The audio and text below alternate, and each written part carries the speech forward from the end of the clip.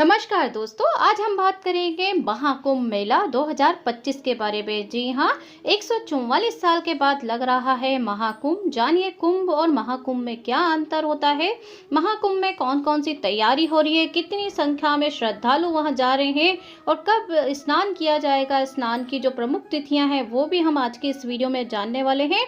तो देखिए, लोग हर 12 साल पर कुंभ मेला जाते हैं, लेकिन इस बार 144 साल बाद 2025 में प्रयागराज में लग रहा है महाकुंभ का मेला। इस महाकुंभ मेले से जुड़ी बहुत से खगोलीय गणना है। चलिए जानते हैं आज इस खगोलीय संयोग का क्या है कुंभ और महाकुंभ मेले में अंतर।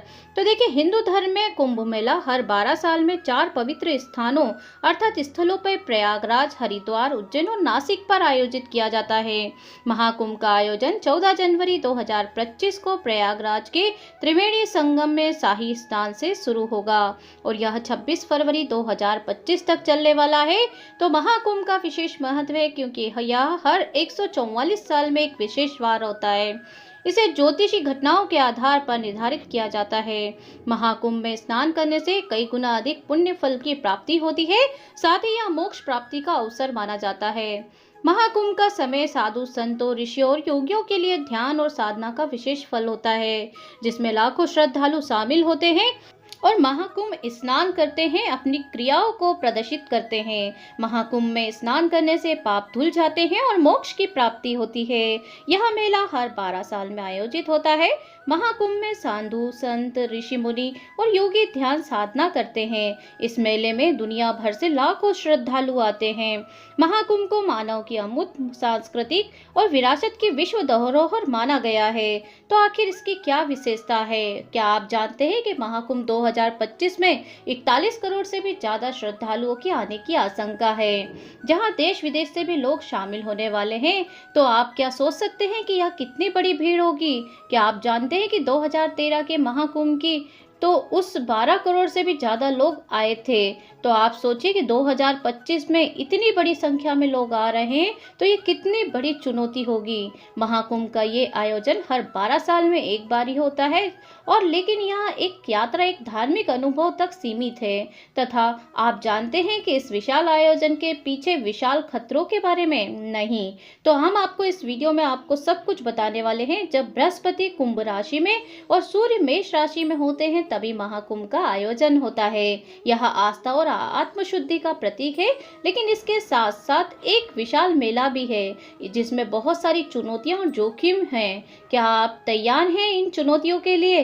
बीते सालों में भगदड़, हादसे और कई गंभीर घटनाएं हो चुकी थी। ऐसे में 1954 में प्रयागराज में महाकुंभ के दौरान 500 से भी ज्यादा लोग अपनी जान गंवा बैठे थे और उससे भी ज्यादा लोग घायल हो चुके थे।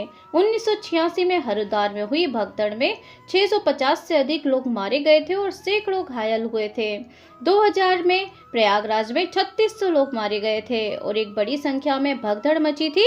कई लोगों की जान डूबने से भी गई थी। 2010 में 70 लोग डूबने से मारे गए थे। महाकुंभ में ये घटनाएं सुरक्षित नहीं होती हैं, असुरक्षित व्यवस्था और प्रदूषित जल के कारण होती हैं। लेकिन घबराइए नहीं, इस साल सुरक्षा प्रशासन ने कई गुना मेहनत की है और सुरक्षा व्यवस्था के लिए पिछले सालों की शक्तियों के प्रबंधन में अर्थात ध्यान में रख मोदी जी ने सख्त कदम उठाए हैं।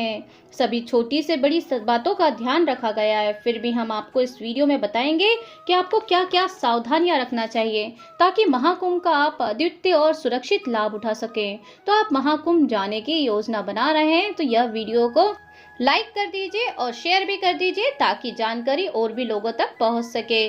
तो देखिए, इस बार जो 2025 में ऐसा ही आध्यात्मिक और पूर्ण महाकुंभ देखने को आपको मिलने वाला है।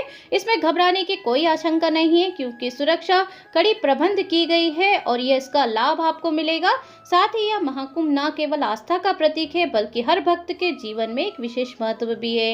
ये एक मेला ही नहीं बल्कि एक ऐसा अवसर है जिसमें आकर लोग पापों से मुक्ति पाते हैं और भगवान से आशीर्वाद पाते हैं। तो देखिए यहाँ पर हम जानेंगे महाकुंभ न केवल धार्मिक पर्व है बल्कि यह भारतीय सांस्कृतिक आध्यात्मिकता और एकता का भी प्रतीक है। 2025 का महाकुंभ आने वाले समय में नई पीढ़ी के लिए धर्म और संस्कृति के महत्व को समझाने का एक महत्वपूर्ण अवसर बनेगा। यह महाकुंभ 13 जनवरी से आप लोग जानते हैं कि शुरू होने वाला है और 26 फरवरी पर समाप्त होगा, यानी कि यह कुंभ मेला पूरे 45 दिनों तक चलने वाला है और इसका विशेष महत्व है। तो देखिए महाकुंभ का उल्लेख समुद्र मंथन की कथा से जुड़ा हुआ है। कुछ पौराणिक कथा है जो कि मैं आपको बताना चाहती हूँ, साथ ही इसके लाभ को भी हम जान लेते हैं। अमृत कलश को लेकर देवता और असुरों से संघर्ष हुआ था। अमृत की बूंदें 4 स्थानों प्रयागराज, हरिद्वार, उज्जैन और नासिक पर गिरी। इन्हीं स्थानों पर महाकुंभ का आयोजन होता है। देखिए महाकुंभ में अगर आप जाते हैं तो आपको मोक्ष की प्राप्ति होती है। मान्यता है कि महाकुंभ के दौरान संगम में स्नान करने से आत्मा के बंधनों से मुक्ति मिलती है और मोक्ष प्राप्त होता है। आध्यात्मिक जागरूकता बढ़ती है, अर्थात महाकुंभ केवल धार्मिक आयोजन ही नहीं है, यह समाज को आध्यात्मिक और नैतिक मूल्यों की ओर भी प्रेरित करता है। संस्कृति और परंपराओं का संरक्षण करता है। यह आयोजन भारतीय संस्कृति और परंपराओं और धार्मिक आस्थाओं का जीवंत प्रतीक है। वैज्ञानिक दृष्टिकोण से देखें तो महाकुंभ के दौरान गंगा जल में औषधीय गुण बढ़ जाते हैं। इसका वैज्ञानिक अध्ययन भी किया गया है, तो इस पर्व की महिमा को और बढ़ा देता है। तो आइए अब हम जानते हैं कि महाकुंभ में देवी देवताओं की भूमिका क्यों होती है, अर्थात भगवान स्नान करने क्यों आते हैं, क्या इसके पीछे कारण है, सब कुछ जानने वाले हैं वीडियो में, साथ में आप बने रहिए। तो आइए जानते हैं कि महाकुंभ में देवताओं की भूमिका क्यों होती है, भगवान स्नान करने क्यों आते हैं। तो देखिए हिंदू धर्म में कुंभ मेले का विशेष धार्मिक और आध्यात्मिक महत्व है, जैसा कि हमने आपको वीडियो में बताया भी है।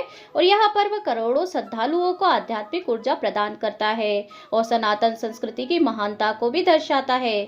मान्यता है कि करोड़ों वर्ष पूर्व देवता और दानवों के बीच समुद्र मंथन के दौरान जो अमृत कुंभ मेला निकला था, अर्थात अमृत कलश निकला था, उससे अमृत की कुछ बूंदें पृथ्वी पर गिर गई थी और इन्हीं स्थानों पर हर 12 वर्ष से कुंभ मेले का आयोजन होता है। तो प्रयागराज, हरिद्वार, उज्जैन और नासिक ये 4 प्रमुख स्थान हैं जहां की अमृत कलश से जो बूंदें हैं वो गिरी थी और इसी कारण से यहाँ पर कुंभ का आयोजन किया जाता है। वर्ष 2025 में यह महापर्व प्रयागराज में 13 जनवरी से 26 फरवरी तक आयोजित होने वाला है। तो इस महाकुंभ की बहुत ही ज्यादा विशेषता भी है और पुराणों के अनुसार समुद्र मंथन के दौरान इसकी एक पौराणिक कथा भी है जो कि हम आपको बताने वाले हैं।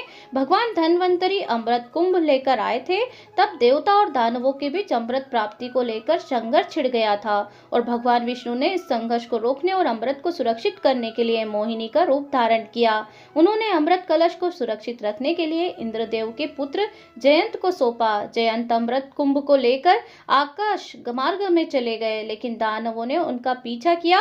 इस दौरान अमृत की कुछ बूंदें पृथ्वी पर ही गिर गईं और ये बूंदें प्रयागराज में गंगा, यमुना, सरस्वती के संगम पर, हरिद्वार में गंगा नदी में, उज्जैन में शिप्रा नदी में और नासिक में गोदावरी नदी में गिरी।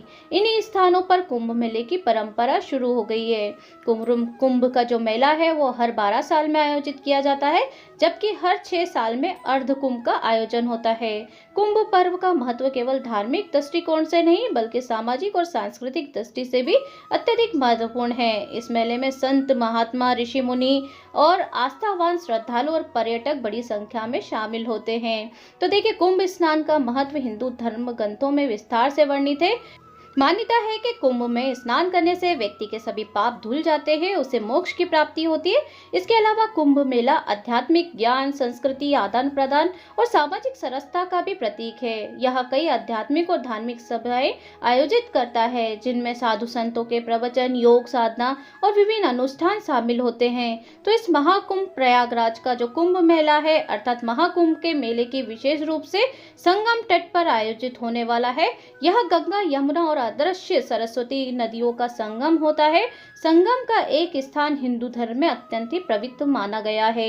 कुंभ मेले के दौरान यहाँ लाखों श्रद्धालु एकत्रित होकर पवित्र स्नान करते हैं और ईश्वर से आशीर्वाद प्राप्त करते हैं। तो उम्मीद है आज का वीडियो आपको पसंद आया होगा और अगर आप भी महाकुंभ जाना चाहते हैं तो अवश्य से जाइए। बहुत ही सुरक्षा कड़ी पाबंदी के साथ अर्थात महाकुंभ का आयोजन किया गया है और ये 12 साल में एक बार लगता है। तो जरूर से आप यहाँ पर विजिट करें और आप जानकारी अच्छी लगी हो तो हमारे चैनल पर नए हो तो सब्सक्राइब जरूर कर लीजिए और लाइक कर दीजिए ताकि आगे भी ये वीडियो लोगों तक पहुंच सके और इस जानकारी को प्राप्त कर सके। मिलती हूँ मैं नेक्स्ट वीडियो के साथ, तब तक के लिए जय श्री हरि विष्णु, जय लक्ष्मी नारायण।